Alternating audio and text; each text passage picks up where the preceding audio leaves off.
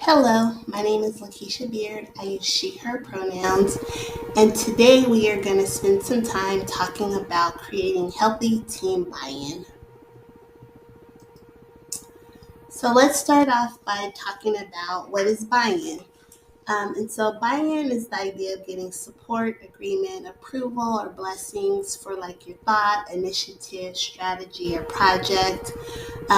It's really getting people, your team or your stakeholders to really understand and agree with like your vision that you're putting forward.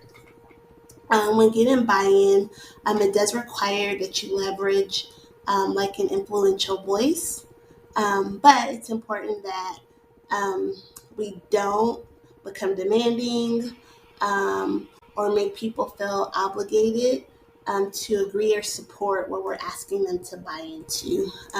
Healthy buy-in happens when people do it on their of their own free will and volition, and they do it because they want to and they believe in the work. Why is creating buy-in important? So I've identified three key reasons. The first is that it demonstrates to the team that they add value to the organization. It increases team engagement and team member satisfaction. And so really, it's important to get buy-in because we really want our teams to feel empowered and reflected in the work that we do. We want them to be supportive of the work. We want them to feel like they have a voice and that they see themselves reflected because when team members have buy-in, they perform better. Um, they bring more creativity, more energy to the work, and that helps us achieve greater outcomes. So, how do we get buy in? I will offer a 10-step process to getting our teams to buy in. These are 10 steps that I have used to get my team to buy in to new strategies, initiatives, projects, programs. Um, I will say take all 10 steps, take five, take the ones that resonate with you the most. Um, but I do think it's important that you embark on this with the process and with the plan. And so I offer these 10 steps to help you develop and guide that plan. As you're beginning the work of getting your team to buy in, it takes a lot of time. And so don't rush the process.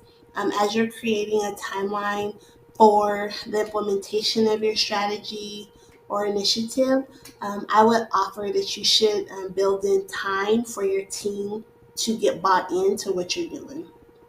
And so you shouldn't expect that you introduce something today or next week, and then shortly after that, your team is ready to go. It may happen, but it may not happen.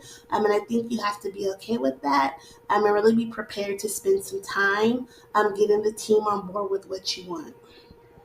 I like to use an activity to get my team to buy in. For me, it's important that the activity offers multiple modalities for my team to contribute and participate. And so I like to do it through workshops. I like to workshop each step in this 10-step process and provide opportunities for my team to give input or to ask questions or to share their concerns verbally through a written form, sometimes through surveys and polls. But my goal is always to get the most input and the most authentic input when we're embarking on a new task. Um, and so I just like to create as many opportunities for input and feedback as possible. So let's go ahead and jump into the 10-step process. So step one is be honest. I think that this is the most important step. I value honesty. I think it's important that leaders lead through a lens of honesty. I believe that being honest helps build trust. When you're honest, your team is more prone to trust you. They are more prone to be honest. Um, and so I really think that this is crucial. I think that in this step, it's important that you begin with truth telling. and really making a diligent effort to determine the truth of the situation. And so as we're embarking on these new strategies or initiatives, like really focusing in on what has brought us to this point. Is it like something that I've done as a leader? Are there things the team has done? Are there goals that we haven't met? Or maybe it's something totally new, like we want to elevate some of our work, or we want to bring in some additional funding. Whatever it is, it's important that we're honest with our motives and really honest about how we got here, so people don't feel like we're being deceitful or trying to hide anything. I think that that's really important. And then I think as leaders, we need to commit to being open, honest, and transparent. Um, and for me, I like to really talk to my team about what transparency means, because oftentimes they think that when I say transparent, that means I'm going to tell them all the things they want to know all the time. And that's just not always realistic. And so when I talk about being open, honest, and transparent, it means that I will share all the information with you that I can share when I'm able to share it. Um, and if I can't share, I'll be honest about that too, and about why I can't share. But my team can expect that I will share what I can share, and I will be honest about what I can't share. And so they don't have to feel like I'm like hiding something from them, or trying to trick them. And so I really try to lead with honesty. Step two is share the vision. What vision have you created for this new strategy, initiative, or project that you need your team to get bought into? And so when you are approaching this idea of sharing your vision, it's important that you're prepared. So really be prepared with what you're going to share. Effectively communicate your ideas with clarity and confidence. This is so important. If you're not clear or confident in what you're sharing, I would say take a moment to reevaluate why you're sharing it, or if this is what you should be sharing, or if you should be moving forward with this initiative right now. I think when you get to the point where you're trying to get buy-in for something, it has to be like really clear and crystallized in your mind. You have to be confident in what you're doing.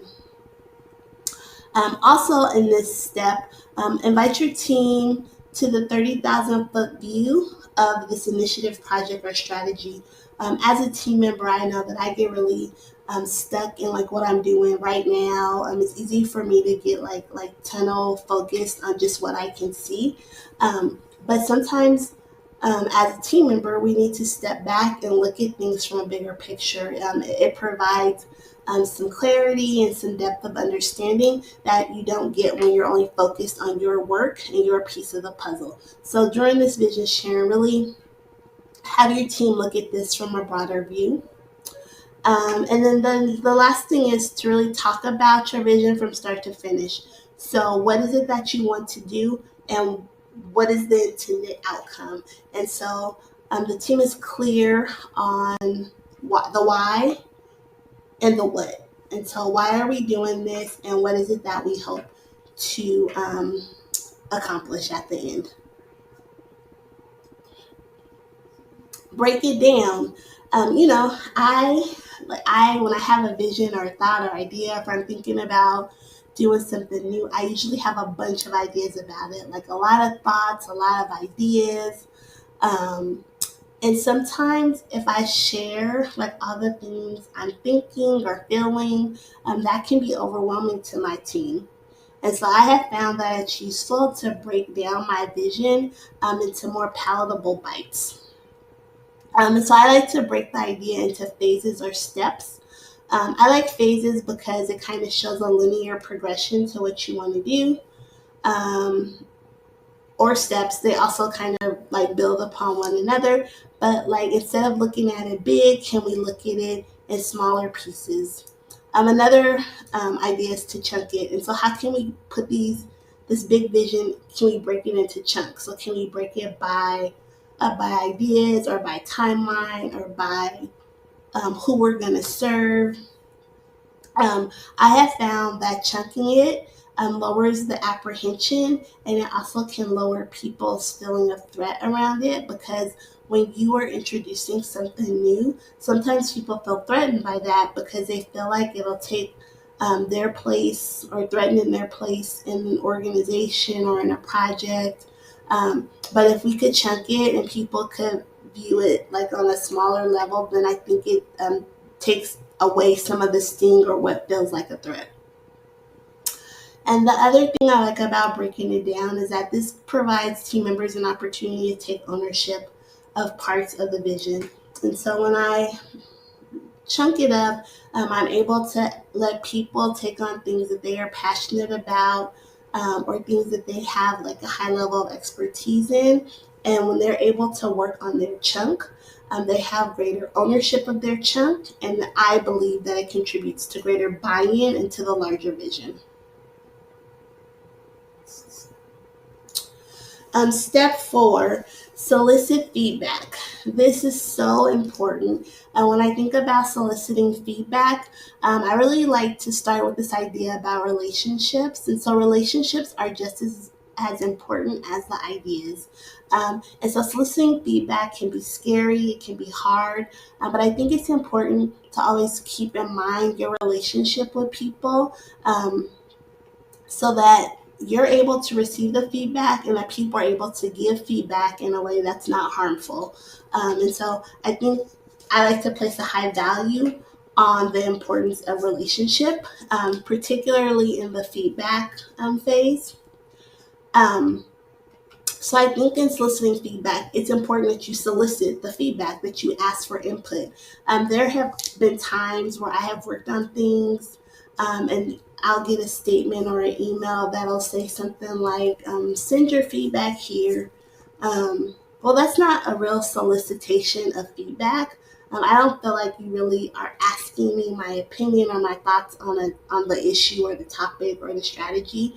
So I think it's really important that we actually make an ask of our team, ask them using probing questions, so that we're really trying to get an understanding of their thoughts and feelings around this new strategy, idea, or initiative. I think it's important that we practice level 3 listening. And level 3 listening refers to listening where you are not just listening to words, you're not just listening to what is being said, but you're also listening to what's not being said. You're watching the body language, you're in tune with the environment. And I think that as you're soliciting feedback, this level 3 listening is very important so that you're able to gather the most information from your team about your thought, initiative, or strategy. Lower your defenses. Again, like when I present like my vision or my idea or this new strategy, that's personal to me. Like I have usually put a lot of thought into it. And so when people give feedback, for me, it's easy to get on the defense. But it's important that I lower my defenses so I can really hear what is being said, and so that I can take in these different thoughts or ideas because perhaps my team will offer something that I hadn't considered. Again, being open, like my idea is not like the end all be all, and other people have thoughts and ideas that are valuable. And so it's important that as a leader, we are open to those thoughts and ideas. And then this last one is really, I think, important because when we are starting these new projects and trying to get buy-in, as a leader, it's easy to get turned off when our team members are sharing their concerns. We're like, oh, they're just complaining. They don't want to do it.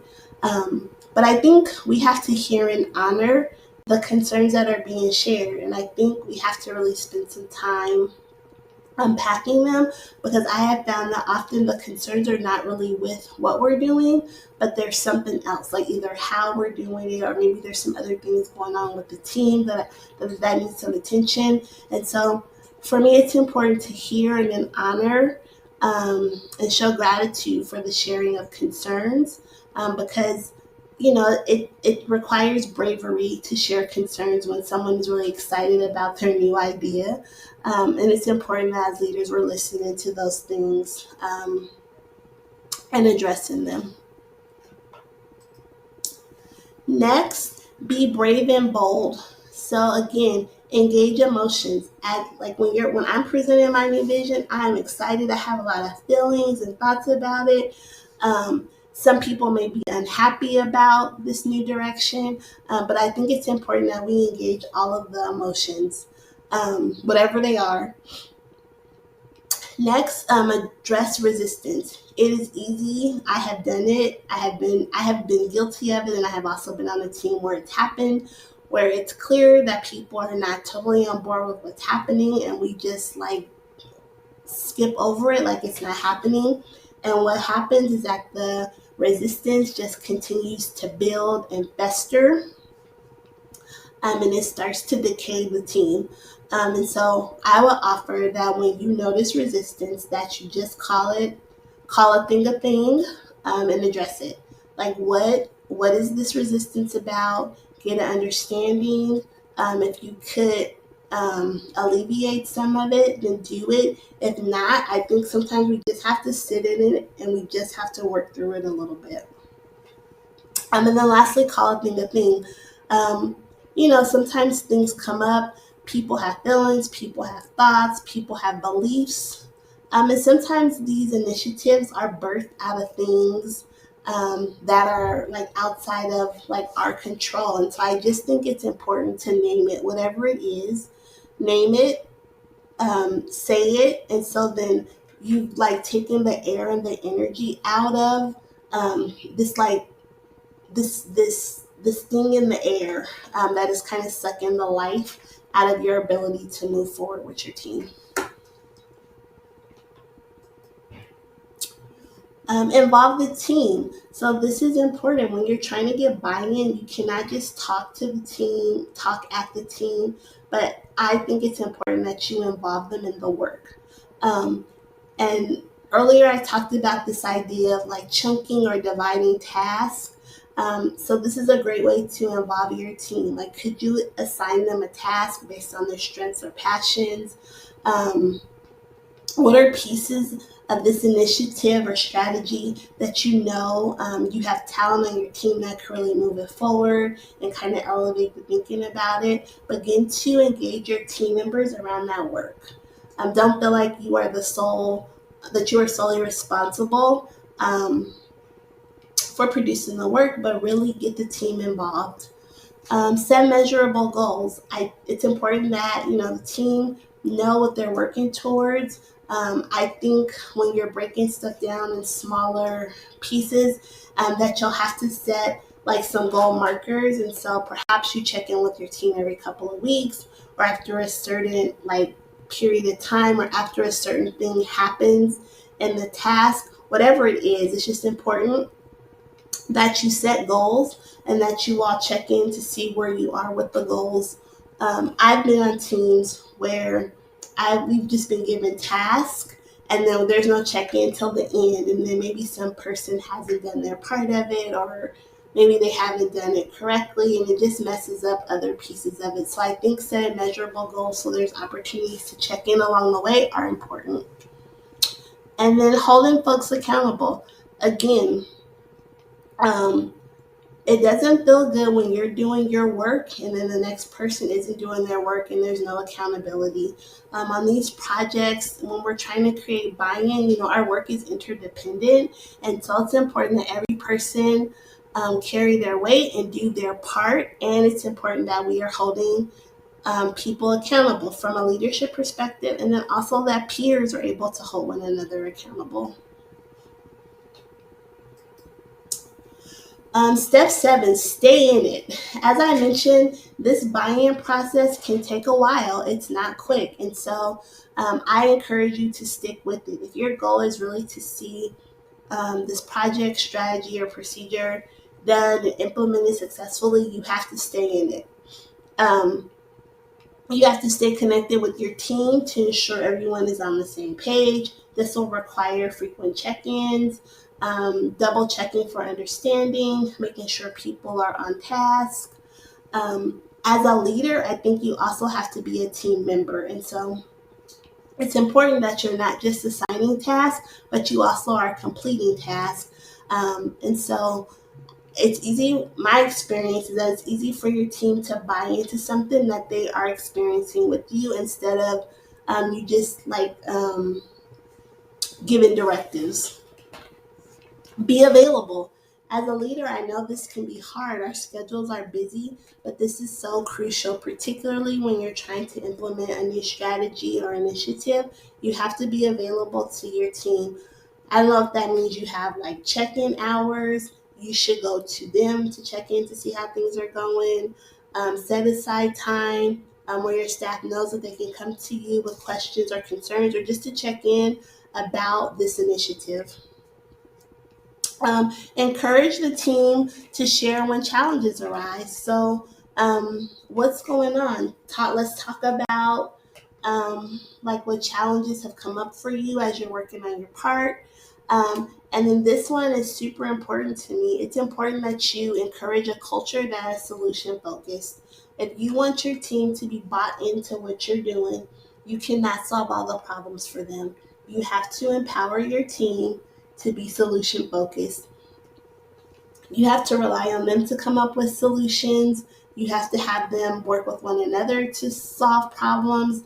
You cannot be the sole problem solver for your group. Your team will never feel empowered that way. They'll never be bought into your work. And so it's really important that you're solution focused. If you're working on things and a challenge comes up, can you call the group together so that you all could talk through as a group some ideas for solving it? And so they don't always feel like they have to come to you to get things solved. Step 8, leave room for compromise. So, when we have these new initiatives or thoughts or ideas, we like them. Like we thought it was a good idea, but it's important that you don't fall so in love with your idea that there's no room or space for other thoughts or ideas. You can really like your idea, but you cannot let your love for your idea blind your openness to other opinions or other ways of getting stuff done. Also, again, you cannot take it personal if people are not as in love with your idea as you are. It's okay. Like we all are different, and we have varying thoughts and ideas about things. Um, and then others may offer ideas that still accomplish your desired outcome, and so you have to be open. And so you have to decide what is most important. Is it most important that we do it the way that I have outlined, or that we achieve our desired outcome? And if the goal is to achieve the desired outcome, then you have to be open to how you get there. Step 9, be prepared to pivot. And this really builds on the last thought. So again, if your goal is to achieve your desired outcome, then you may have to pivot. It will require that you solicit feedback often, that you're always asking for feedback, asking how things are going. Don't be afraid of failure. Like when we're developing and implementing some of these strategies or initiatives, sometimes we will go down a course and it's not working out. And it's okay to course correct. We have to be open enough and not so in love with our way of doing it so that we can know that, okay, we need to take a different direction. And then be prepared to take advice and adjust your plan. Again, your team is your support, they're your backbone. And so if you are asking for their feedback, then you have to be prepared to listen to it. You have to be prepared to lean in and ask them for advice. So not just for their feedback, but then also for their thoughts about ways that we could get to where we need to get to. And then you have to be prepared to adjust your plan accordingly. So it does not feel good as a team member for me just to keep giving you feedback and feedback, particularly about something that's not going well, and you never change. Like you're never open to change. You're just hearing me talk to you, but you're doing nothing different. So you have to be prepared to adjust your plan when necessary. And the last step, step 10, communicate your progress. It doesn't feel good to work on a project or work on something like you have this big announcement, we're doing this, and then we never hear about the progress along the way. And then at the end, we're like, we're done. And so to get buy-in and to maintain buy-in, it's important that you communicate along the way. So once you have the buy-in, it's important to maintain it. And the way you do that is by communicating the progress. You have to be committed for the long run. Again, this is going to take time. And so you have to be committed to be in it. You have to be committed to talking about it and sharing what is going on along the way. I cannot stress this enough. You have to continually ask for feedback.